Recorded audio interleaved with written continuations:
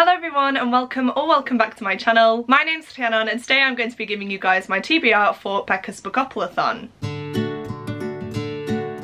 Now, if you don't know what Bookoplathon is, it is a month-long readathon hosted by Becca from Becca and the Books, and it's based around her monthly TBR game, which is Bookopoly. I'm sure the majority of you watch Becca's videos and are probably aware of what Bookopoly is, but essentially it's a bookish spin on the classic board game Monopoly, and for Bookoplathon in particular, Becca does create her own Bookopoly board, where the people that take part can now play her game. I will of course have Becca's channel linked down below for you guys, as well as the announcement video for Bookoplathon itself, so please go ahead and watch that for more information about this readathon. Becca does a very in-depth video showing you guys the board and the prompts and everything like that every single year, so please go ahead and support her by watching it. But as you can see, I have printed out a copy of the board. I am going to be rolling all of my rolls at the start of the month, which is probably going to be a mistake, but you guys might know that I am in the world's worst reading slump right now. I have been throughout the whole year. I've barely read anything, so I feel like getting my prompts at the start of the month will be better for me because it will hopefully motivate me to read the books that I've chosen. I've decided that I'm going to roll 5 times just like Becca does. 5 is definitely an achievable amount of books for me. I say that after I've just told you that I'm in the worst reading slump of my life. Hopefully there are no doubles. I don't know what I will do if there are doubles, because yeah, that's just not going to be good for me at all. But I'm so excited to take part in this readathon. I love playing Bookopoly. It's such a fun way to choose your TBR, and I can't wait to see which prompts I get. Right, so here is the Bookoplathon board for 2022. I have my little counter here, which is a llama bookmark that's really cute. So I'm going to pop that on go. It's a little bit big, but we'll just ignore that. And again, please ignore the fact that I haven't printed out the nice templates that Becca gave us for the community shelf cards and chance cards. I just wrote some of the prompts down on some pieces of paper and did it like that because I needed to save ink. So that's what we're going with. But I have my die here as well, so let's just get on with the first roll.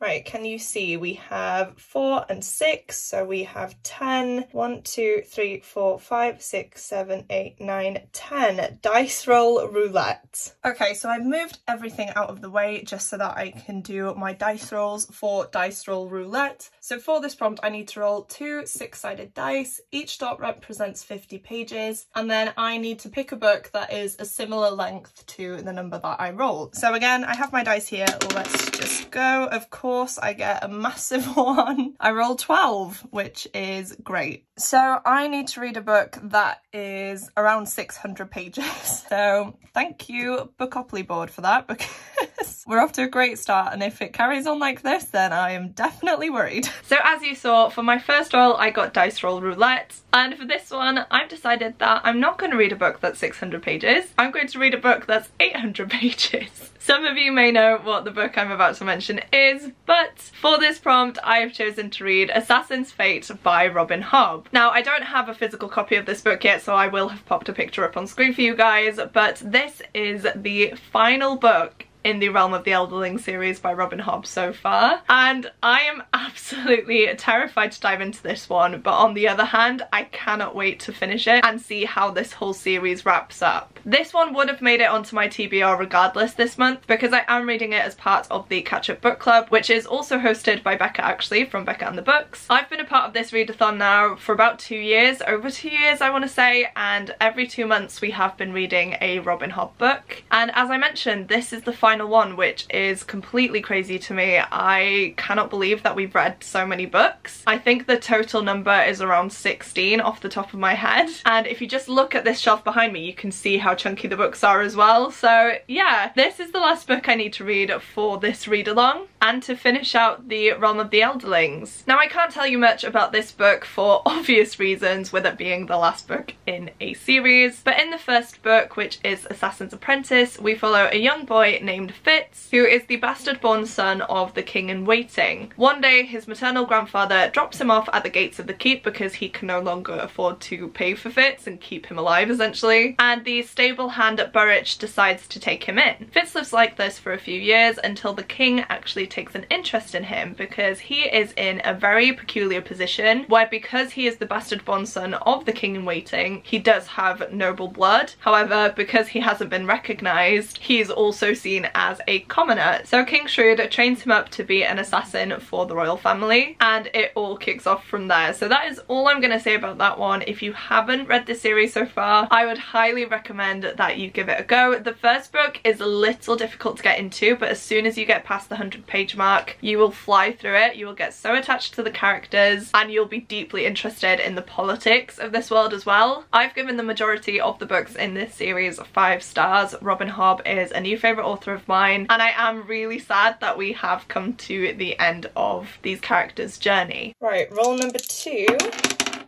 is 5, and I promise I'm not changing this, but it is 1, 2, 3, 4, 5, 6. Favourite trope. Oh, that's a good one. Roll number 2 got us favourite tropes, and I've been really lucky with this one actually, because the first things that came to mind were quests and prophecies. You guys know my favourite book is The Hobbit by J.R.R. Tolkien, which involves a quest, so I was looking at something like that. However, I have actually started a book that involves a prophecy, so even though this may be cheating a little bit, I am going to include it in this TBR, and that book is The Ruin of Kings by Jen Lyons. Now, I am currently 118 pages into this book, and I believe it's about 600 pages, 550 pages. So I still have quite a way to go. You can see my bookmark is here. I've read this little bit. I've still got this massive chunk left. So hopefully this counts, but this is one that I've been reading for, I want to say, about 3 months now, and obviously I've not gotten very far with it. I am filming a dedicated reading vlog for this book as well, which, as you can imagine, isn't going that well at the minute. So I definitely need to make this one a priority and actually make myself sit down and read it. But in this one we follow Kidin, who is a bard's apprentice that makes his living by stealing things in order to escape the slums. One day though, he ends up stealing from the wrong house and he is marked by a demon, and from this point onwards his life will never be the same again, because soon after the royal family claim him as the lost son of their immoral prince, where he learns that he is at the centre of an ancient prophecy. Then it just says here, every side, from gods and demons to dragons and mages, want him as their pawn. Those old stories lied about many things too, especially the myth that the hero always wins. Then again, maybe Kidin isn't the hero, for he's not destined to save the empire, he's destined to destroy it. That sounds exactly like my type of thing. I don't know why it's taken me this long to get through this book. When I have picked it up, I've been flying through it. I also am listening to the audiobook as well, which is an amazing experience, and I would highly recommend listening to it, but I have been reading and listening at the same time. I think that's why I've maybe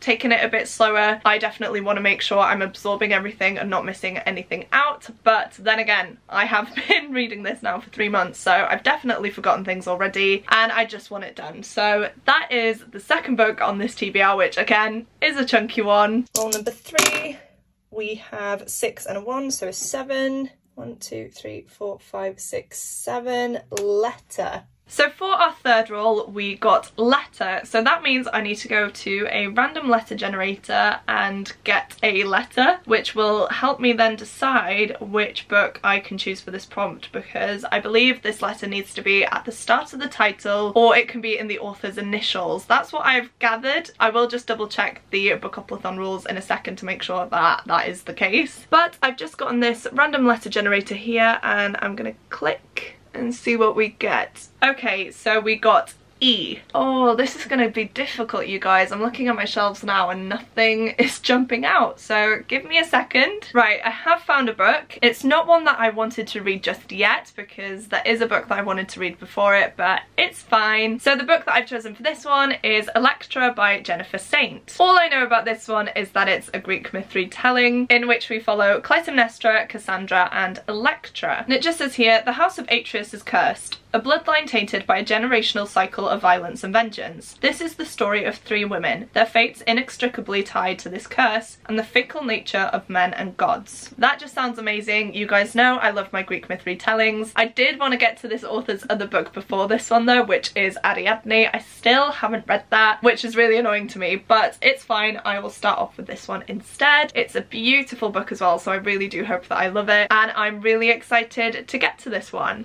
Right, for roll number 4 we have, we have a double. We have 6 and 6, so 12. 1, 2, 3, 4, 5, 6, 7, 8, 9, 10, 11, 12. Winter. Next up, we rolled a double. I knew this was coming, you guys. I could just feel it. But the prompt that we landed on for this one was winter. And according to Becca, for this one, I just have to read a book that reminds me of winter in one way or another. You could be as strict or as lenient as you want with this prompt. But I think I've done pretty well, actually, because I have the perfect book, which is The Winter Duke by Claire Eliza Bartlett. This screams winter. I mean, obviously the word is in the title, but we also have this icy castle there and the roses, and I just love it. And this is one that I've had for a while actually, and I've just never gotten around to reading, so I'm really glad that this prompt has kind of forced me to pick it up. I genuinely have no idea what this one is about though, so I'm just going to read you the synopsis. It says, all Akata wants is to stay alive, and the chance to prove herself as a scholar. Once Akata's brother is finally named heir to the dukedom of Kilma above, there will be nothing to keep her at home with her murderous family. Not her books or her experiments, not her family's icy castle atop a frozen lake, not even the tantalizingly close Kilma below, a mesmerizing underwater kingdom that provides her family with magic. But just as escape is within reach, her parents and 12 siblings fall victim to a strange sleeping sickness, and no one can find a cure. In the space of a single night, Akata inherits the title of Duke, her brother's captivating warrior bride, and ever-enriching challenges from without and within her ministry. Nothing has prepared Akata for diplomacy, for war, for love, or for a crown she has never wanted. If Kilma above is to survive, Akata must seize her family's magic and power, and if Akata is to survive, she must quickly decide how she will wield them both. I feel like this will definitely be a book that I will enjoy, and again, I'm so glad that Bookopoly has made me pick this one up, because it has been sat on my shelves for a while now, a few years I want to say, and I now cannot wait to read it, so thank you Bookopoly for this one. Roll number 5. We have 3, so 1, 2, 3, most recent purchase. Ooh, okay. The next prompt we got was most recent purchase, and the book that has most recently arrived at my house has been the one in the August Illumicrate box. Now this is one that I wasn't quite sure if I wanted to read this month, but Bookoplathon has spoken and it's going to happen. So the book I'm going to be reading for this prompt is Babel by R.F. Kuang, and can we just appreciate how stunning this edition is. It is gorgeous and I cannot stop staring at it. Like, it has its slipcase and everything. Excuse me, how is a book allowed to be this pretty? I just cannot believe it. Oh my goodness. Anyway, this is one that I don't really know too much about. All I know is that it's a dark academia type of book written by R.F. Kuang, but there has been so much hype around it that I've definitely been dragged into it, and I do guess that it is a good thing that I have to read it as soon as it comes out, because you guys know me, I do tend to buy books and then they sit on my shelves for months waiting to be read. So even though I wanted to read this more towards October time, I'm not actually too mad about it being on the TBR for this month. And then for what will hopefully be our last roll, nope. We have 6, so double 3s.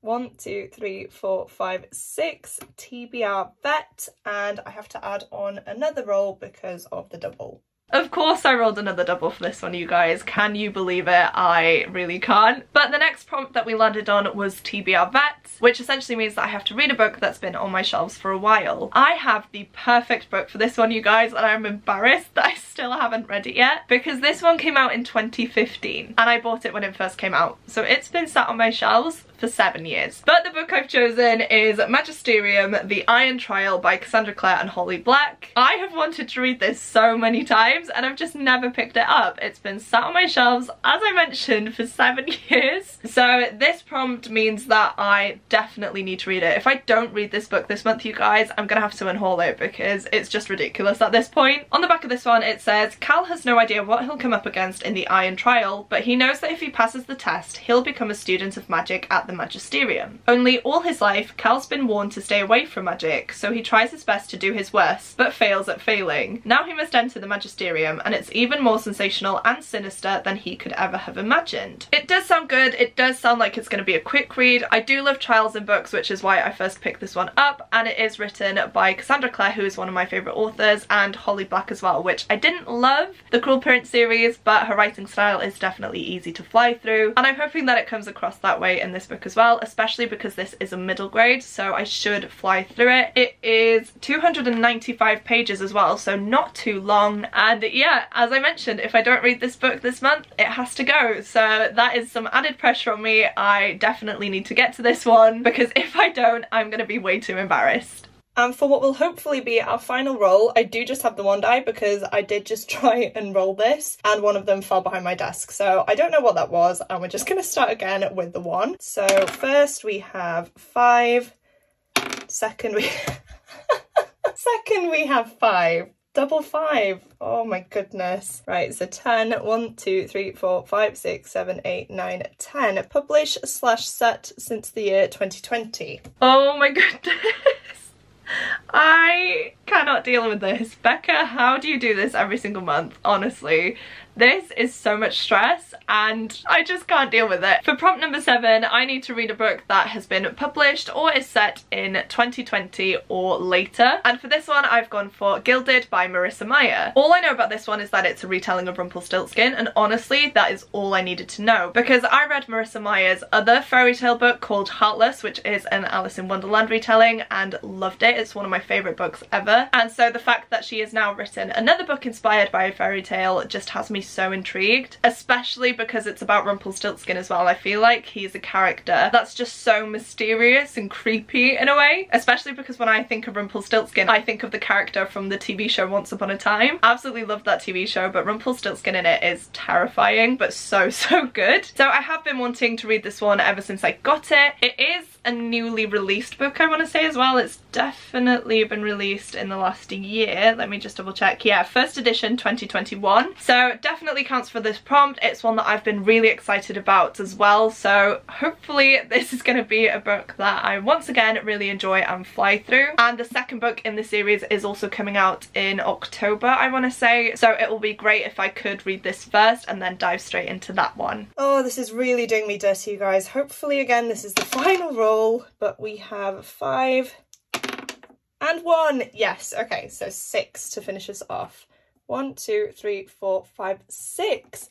TBR game. Oh, that's going to be a fun one. And we have finally made it to the last roll. This has been so exhausting and I'm definitely glad to be at the end. And I feel like we're closing this one out on a really nice prompt as well, because I did land on TBR game, which means I don't have to choose a book now. What I will be doing is when TBRs start coming out for Bookoplathon, I will watch them, I will see what people are going to be reading, and then I will choose a book from someone else's TBR that I own that I will then read for this prompt. If you do have a TBR video for Bookoplathon, or you're planning on filming one soon, please do let me know in the comments so that I can check out your channel and that video once it goes live. I love watching TBR videos in general as well, so this is a really good prompt for me. It'll be a way for me to hopefully read something a bit different, something that I maybe wouldn't have picked up otherwise, and I'm really excited to see what I will be reading. I am planning on creating a Bookoplathon spread on Twitter, so please go ahead and follow me on there because I will put all of my progress in one place. As well as that, I do plan on weekly vlogging, but I am going back to work on the 1st of September, which is when this readathon starts, and I'm in a whole new class with a whole new year, and it's just going to be completely chaotic, so I'm not sure if I can actually stick to that. I will try my best, but Twitter is definitely going to be my best bet. But there we have it. These are all of the books that I'm going to be reading in September, which is terrifying to look at. I have just popped on False Assassin here because I don't have Assassin's Fate, but just pretend that that's what that is. And of course I have the book from the TBR game prompt that I need to add on here as well. So yeah, it's gonna be a busy reading month in September. As I mentioned, I'm starting back at work in a whole different section of my job, which is gonna be so stressful, but hopefully I can manage it. Hopefully I can fit all of these in. I would really love to, but it is a big stack, so we will see. If you've made it this far into the video and would like to let me know that you're still here, please go ahead and leave me some dice emojis down in the comments. Seeing you guys comment the emoji of the video truly does mean the world to me. I genuinely cannot believe that people watch these videos all the way through, and I cannot thank you guys enough for taking taking the time out of your day to comment the emoji of the video too, so thank you so much. Whilst you're down there, please don't forget to click the like button if you like this video and the subscribe button if you'd like to see more content from me. Thank you guys so much for watching, it truly does mean the world to me, and I will see you soon in my next video. Goodbye!